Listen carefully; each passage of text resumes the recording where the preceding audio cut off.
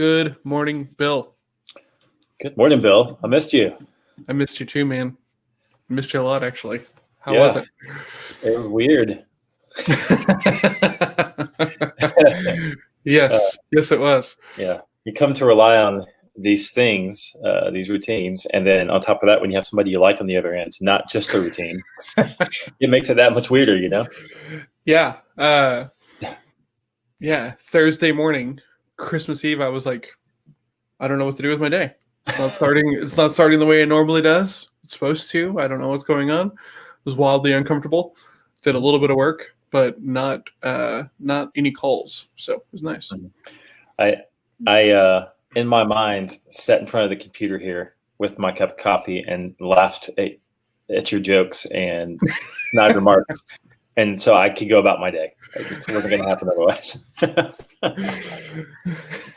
I can just see you like Christmas Eve, 7:58. Okay. Just laughing at nothing. Yes, like a madman. I like that. Yeah. Oh man. All right.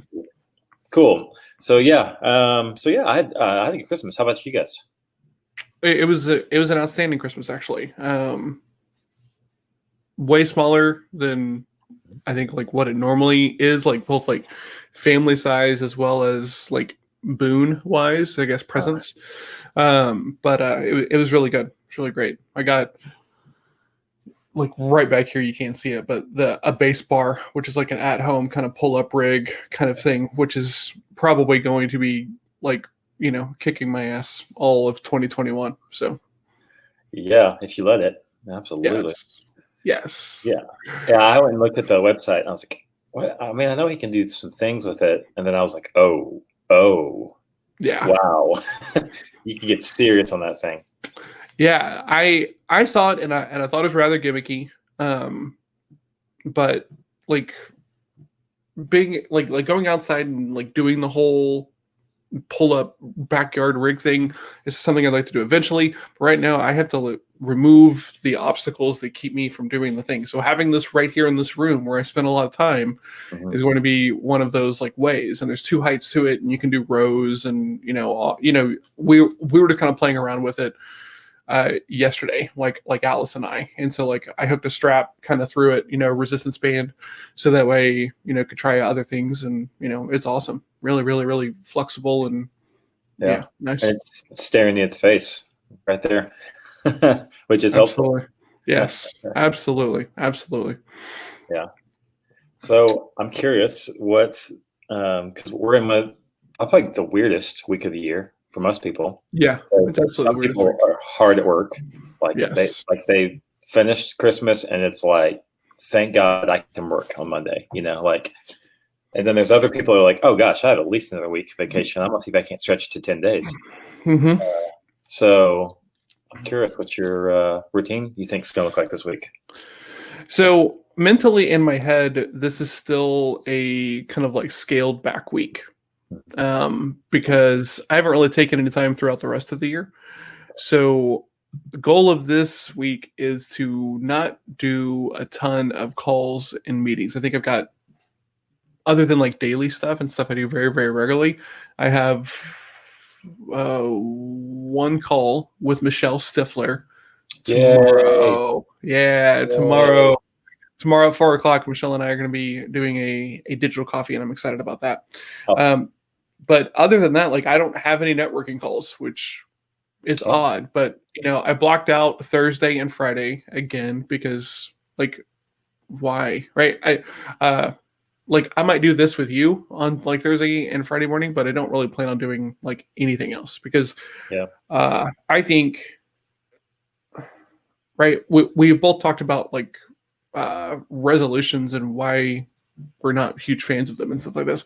I'm a huge fan of wrapping up your year, right? And like sitting with it, reflecting on it and stuff like this, because I was just talking about this with my poker friend, Mike, over the weekend, because he was doing his reflection and he's like, man, it's crazy because at one point of the year I was down 40 40 grand. And I'm like, dang, really? And he was like, yeah, I made that back and I'm in the green for the year. I was like, that's huge. And he was like, yeah, it's not that big of a deal. And I was like, dude, that negative 40,000 is a game ending swing. It takes it like swings of half of that take people completely out of the game. So for you to be able to play through that and have the right mindset, everything else is huge. Start sharing this stuff with other people.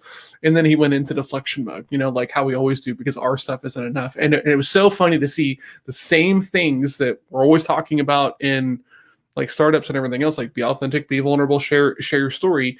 And dude, like just start talking about this. And he was like, yeah, no one's going to listen to me. And I'm like, why wouldn't they? Who else has had a $40,000 downturn at, in their second year or third year of being a professional poker player and made it through with a better mindset? Like that's uncommon, right? People need that. Yeah. And he's just like, yeah, well, yeah, okay. So it's just funny because I was thinking the same thing, right? Because like I'm looking at my numbers for this year and like I didn't hit my goals, right? And part of that was because like I was head down working on the book and then the course and all of this other stuff. So I was sharing with him, I was like, I don't have like a whole lot to show as far as revenue goes for this year. Like I paid my bills and we made it through, but like I kind of had my foot off the gas because I'm trying to build this other stuff. So, and he was like, yeah, but the course and the book, and I'm like, yeah, I know. It's the same thing, but you see value in it on my end, right? Because it's not you. You can't see it in yourself. But man, like people need help with this, and so that was really interesting to see that. And it was nice for like mindset stuff. It's like, man, like the same stuff happens like in every pocket of everything that requires like a decent level of mastery. So, what's up, Mike? What's up, Mike? Productive. Not so much this week, he says. I like it. That's cool. I'm going hard a couple days. So I'm gonna work hard a couple days, and then I'm gonna work not so hard the other days.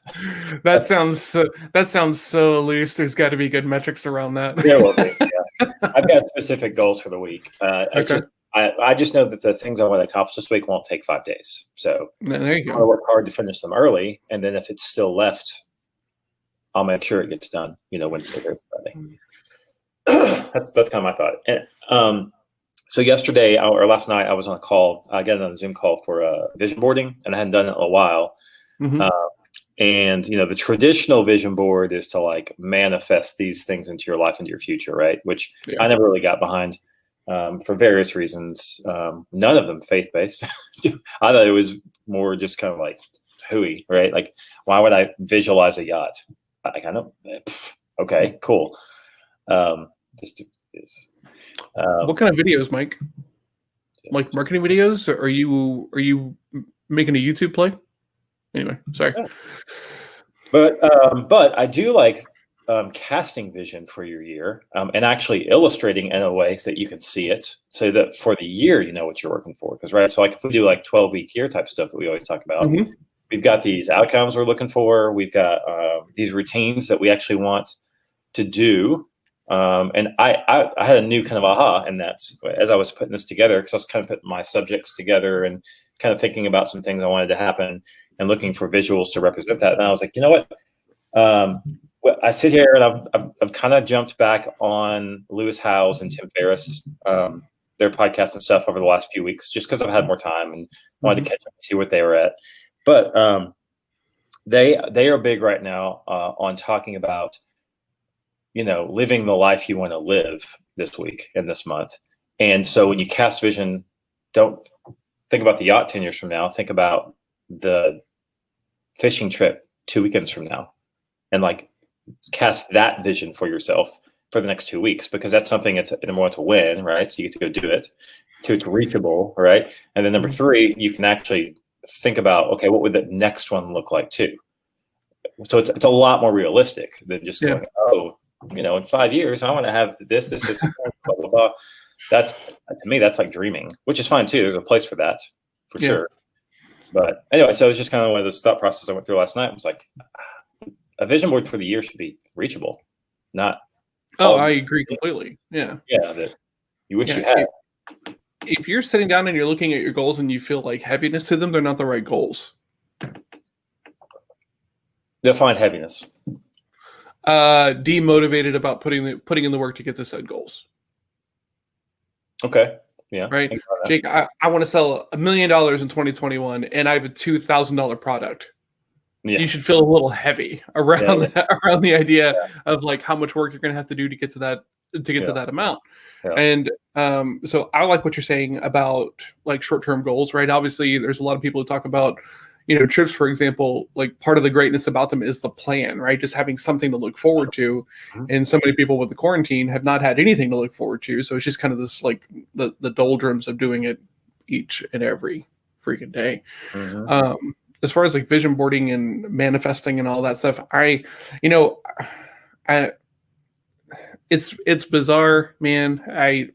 Some things just kind of just like happen by luck. I got connected with a guy in the Underdog Slack group, and he's a video guy, and then he puts out a package about he'll come in and he'll consult, and he'll kind of like suggest either a beginner tier, entry tier, or middle tier, or top tier based upon like what your goals are and stuff like this, and it'll help you set up. And the next day, I get a message from a guy here locally who runs a float tank spa and is looking for some help starting like a podcast.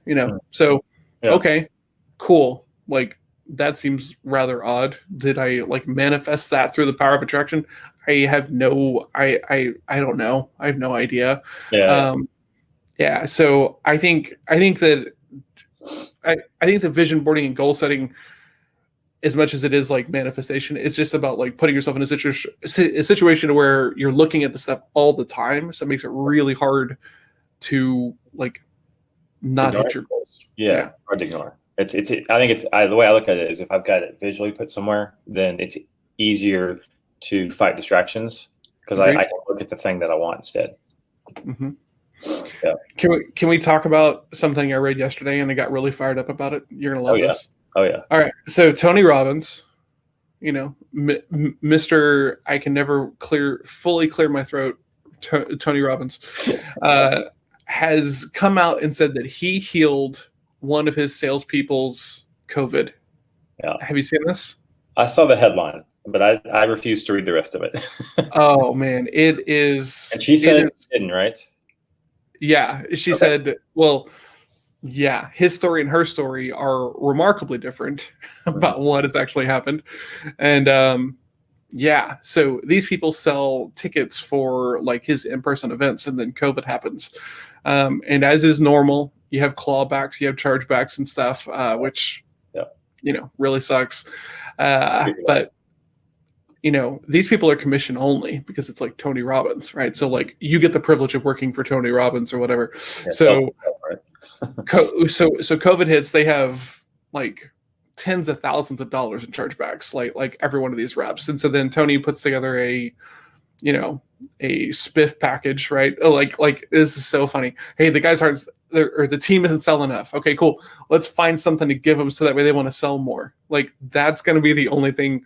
Let's not acknowledge the fact that we can't have any in-person events this year, right? And that the delivery system needs to change. Let's just give them an extra like $5 and a $25 Starbucks gift card if they hit a certain number. Like, oh God, miserable.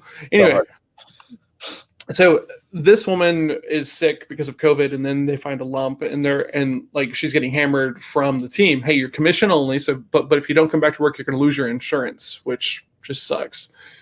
And then Tony is telling everybody that like he helped save her because he dialed in her vent pressure because it was too high, and all because he is part of a business that helps with like COVID rehab stuff. So it kind of fits in nicely with this paradigm. Oh, my friends. Oh, I'm part of this investment group. We did this, and it's just disgusting. Just the most disgusting thing I think I've ever seen. Oh, how old is that guy? Yeah, how old is he now? Tony Robbins? I have no idea. I feel like he's gotta be getting up there now. Yeah, I think so. I don't know. I've never been like a huge fan, I liked his money book where he was talking about some of the problems with the financial advisory models, but he himself has always felt raw to me. So yeah. I think his subject specific stuff has been his best stuff. Like you're talking about over the years, he's had some good like subject specific stuff, but his like proprietary Tony Robbins stuff. Yeah, it's always been a little. Yeah, I don't know. I think I think he's like a lot of other gurus. He has taken some timeless truths, some things that lots of people know around confidence and different things like that, and he's packaged it in a Tony Robbins way. Because if you go look at it in somebody else's, there's a whole lot more pragmatic versions of the things he teaches. yeah. I think that's just his brand and his belief, I guess. Yeah, I don't know. I'm used to people treating sales teams weird, right? And like having different expectations of sales teams than you would for other groups, right? And as much as that sucks, it is what it is. But to then treat this person like crap and like hold her insurance against her and stuff, and then to make it your marketing employee that you saved her, right, is just despicable. Like there is no walking that back, right, at all. Like this is on his podcast where he's talking about this, and their story is very different than what like the actual story from the people are, and they're taking him to court over it and everything else. So it'll probably settle out of court for some ridiculously large money. I'm sure. And then they'll go buy a private island to be, right next to their, person Tony. That's right. Yeah, probably so. Crazy. Yep. Anyway, what do you got today, Bill?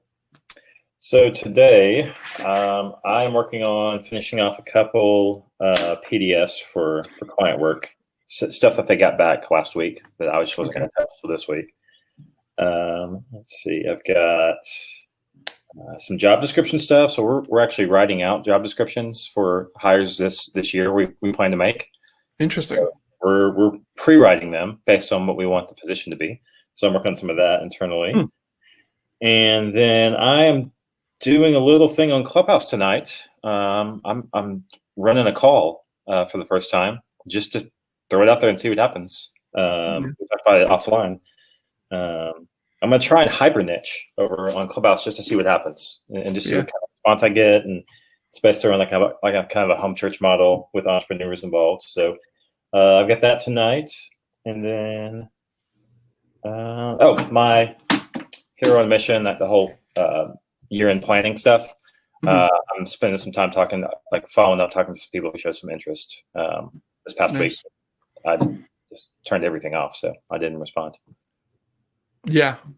I sent you some Discords. So I'm going to show this other present that I got, because this thing so I really like desk toys, right? And little like fidget things and brain teasers and stuff. And so Melissa got me this, and I opened the package and I was like, okay, like this is just weird, but hold on. It looks like a lollipop. First off, it looks like a banked lollipop. It does look like a lollipop, but what happens is you spin this thing. Oh, okay. That's cool. It is cool. That belongs on the YouTube Satisfying channel. It's so funny because Alice has become obsessed with like, that's so satisfying, right? And she does like the stuff with like the foam and the jellies and everything else like this. And so I got this and I was like spinning it and just kind of playing with it. And she was like, it's so satisfying. And I was like, okay, yes, it is satisfying, right? Like the sound of it just sounds a bit like a chip riffle, and stuff like this. Oh yeah, so I have been, I've been playing with that thing essentially nonstop. But very cool, nice little toy. I think that's an age group thing because my daughter says the same thing. But it's now like overdone because everything is so satisfying. Well, because YouTube, that's what you do. You overdo everything. Mm-hmm. How you get paid for it. Yeah, that's true. Yeah. I think I have a call with Jordan at 8:15. We haven't talked about that yet today, but it's on the calendar. Okay. I have the mastermind meeting at 11. We're actually doing our quarter one kind of goal setting for the rest, or for quarter one. And then I have nothing. Wow. And so how uncomfortable does that make you feel? How uncomfortable does it make me feel? Yeah. Not really uncomfortable. I've got 2 rather large proposals out that are kind of like in this last like inch, and these are things that are not really things that I offer, or okay, sorry, these are not things that I market. This is something that I'm offering to people who I think deserve it. And so I've found a couple of people who I think deserve it. And so we're in conversations about this with them. We'll talk about this after we get yeses or nos, so we put some mileage in, because it's just a little, it's too early to start talking about it here. Yep.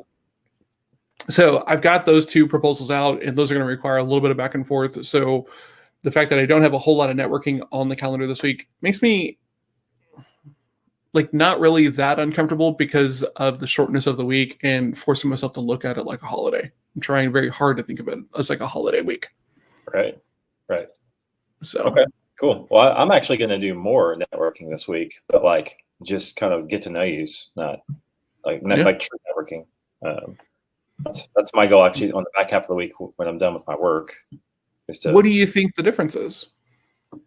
I mean, there's no difference. I'm just saying it for people listening, sort of thing. Like when most people think of networking, we've talked about this, is it's your business pitch. When you and I are like, that's not really how you network. That's a sales call. That's your 30-second commercial, and that the way that I think about it, because like the way that I was taught is like that is separate, right? Your 30-second commercial is like what you tell people. Networking is like how you actually go about the rapport building process and making connections and shared centers of influences and stuff like that. Your 30-second commercial is wholly independent of the mindset you take into networking, in my opinion, right? It should be getting to know them, seeing if they've shared circles, deciding if you want to keep communicating, setting the next call, like stuff like that.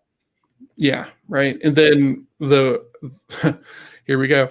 The way that I do that is I break that up into subcategories, right? There are, I know, it's very bizarre.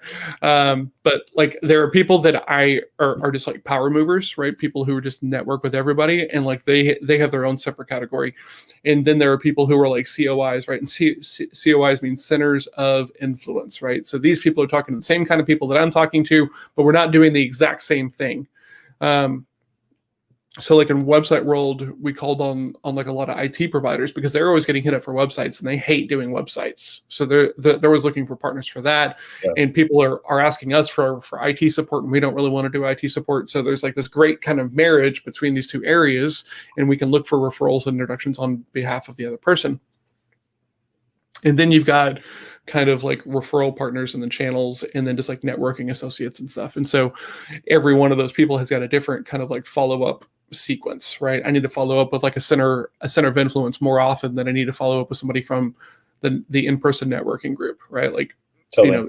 The needs of that are different. So, and me over here as the 8 on the Enneagram and the D and the I, I have 2 categories. I like you. I don't. Yeah. Good morning, Michelle. Good morning, Levi. Michelle and Levi. Good morning, good morning, good morning. I hope y'all had wonderful, wonderful Christmases. That's right. Happy Mike did as well. So I'm really kind of surprised to see Michelle here, because Michelle lives in Tennessee. And for those who are not aware, there was a huge bomb that went off in Tennessee. I think the last thing that I read, the only person who lost their life was the person who planted the bomb. But there's been service issues and everything else like this. So keep Michelle like in your thoughts, because they've kind of been in the middle of all that. I also saw, because I have friends at the Gaylord Texan here, right across the street, the Great Wolf Lodge. They had an active shooter this weekend. What? No, I had no idea. It was on the download. Yeah, it was on the download. They actually the stuff didn't come out until after it all finished and everything. And CBS News Local put a little blurb out, and it just flew right by. Nobody even picked it up. But I just happened to be talking to my buddy over there, who's the GM, and he was like, "Yeah, we've got." Their security team was interacting with Great Wolf Lodge's security team because there's, roadways connecting them and stuff. So, yeah. But they apparently never caught the guy. No one was actually hurt. So it's really, really interesting. Of all the ones you would think that you would want to hear about, right? I think I'd want to hear about the situation where no one was like actually killed and the guy got away. That one out. No, of course not. There's no sizzle on that. Yeah, there's no sizzle. Can you make this sizzle more? Deaths or something? Maybe some injuries. Yeah. Man, I did not know about the Great Wolf Lodge. That's crazy. Interesting stuff. So the holidays are a tough time for some, clearly. I mean, absolutely. Yeah. Man. Yeah. Yep. Crazy. I was about to like call out some people who I think are probably going to have an especially rough like holiday. And I was like, yeah, probably not going to do that. Yeah. Are we going to do this on Thursday and Friday? I mean, I'm game all week because I don't necessarily have like specific things stopping me from doing it on the mornings this week, but that's up to you. If we want to take maybe Friday off or something, we could do that, or maybe. I don't know. I'm not getting hammered this year, so yeah. So I do a clean January every January, right?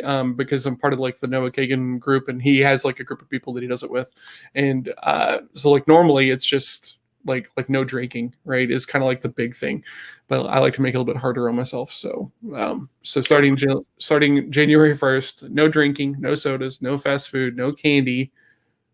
Is that it? Okay, so let's talk about this real quick. Yeah. Mentally, when we do this to ourselves, right? Here's what we know happens. When you put lots of points of failure on a goal and one of them gives. Oh, no, I know. I'm aware. Yeah. Like, oh, well, I got the whole thing then, you know? So does that ever happen to you in clean January where like you'll have one soda and like the whole rest of the things like, well, I failed. I didn't get 100. Not around this, and I think there's a couple of contributing factors to that. The first one is that I have an end date, right? So it's just a month, right? I'm not saying that I'm not ever going to drink a soda again or not ever have fast food again. It's just a month. So having the definitive end date kind of turns it into an experiment for me and not like a lifestyle change. So it's a little bit easier for me to be thoughtful about it. So I am aware about like adding too many habits together, because then it becomes just like one like big habit. They're all dependent on the others, and it falls apart rather remarkably well. And I've done that to myself in the past. But with like clean January, it's just like, okay, this is just 30 days, like, or 31 days, how many days are in the month. And it hasn't ever done that. And it has gradually kind of like spooled up. This is my third or fourth year of doing this, right? So the first year it was just like no alcohol. Okay, like that was easy. So let's make it a little bit harder. Let's make it a little bit difficult, and stuff like that. And that's how we got to the level that it is at now. Gotcha. So, but to that end, I've been eating fast food like over the weekend, last week and the rest of this week, like a heathen, just to like, hit that tolerance, right? And then just ramp off into those levels and make it really hard on the first day, right? Clean eating. Well, if you eat like and feel like complete garbage, so you can't wait till it starts. Exactly. Like, if I could get the clean eating. Oh yeah. God. Yeah, pretty much. So for probably 6 or 7 months, I did the Tim Ferriss slow carb diet, right? And so one of the things that he talked about is that on the slow carb diet, you can have one day of the week where you can just go ham, right? Eat whatever you want. And he talked about, he's like, on those days, I normally try to eat so much that I'm a little like upset with myself, because that will make me. And I was like, oh, that makes a lot of sense. So I'm just kind of taking the same approach. So like, I'm not gorging myself on it, but I'm taking every opportunity to indulge, so that way, like afterwards, when I'm like, oh, I didn't need that soda, remember that in January, kind of thing. Yeah, that I love the human brain. I love the human brain because it likes contrast. Like every really good long-term diet, I guess you call it, or lifestyle, like they will tell you to find the cheat day. Yeah. Your brain needs the contrast. It needs to know, oh yeah, this is what it's like, or oh yeah, this makes me feel like crap. Yeah. And it's the same thing as planning the vacation, right? Work sucks now, but in 6 months, I'm going to go on this 3-day trip to Napa or whatever, right? Yeah. And like that will get you motivated because you have something to look forward to, right? Looking forward to Saturday because you make that your Saturday and you can eat whatever you want. Having February 1st to where I'm just going to have three meals of fast food. Right, McDonald's for breakfast, Whataburger for lunch, Whataburger for dinner. That'll be my February 1st, right? So it's just cleaning it up a little bit. So yeah, that's fun. Well, Michelle, I'm glad you got service. Thanks for coming to hang out with us. I can't wait to talk to you tomorrow. It's going to be awesome. Yep. Thank you, Levi. Thank you, Mike. You guys are awesome. Yeah, man. I will see you tomorrow, Bill. Let's not screw it. We'll do Friday. Let's go Friday. I say each day we'll just talk about tomorrow. So I'll see you tomorrow. Yes, I like that too. Okay, I'll see you tomorrow. Okay. Thanks, everybody. Cheers. Bye.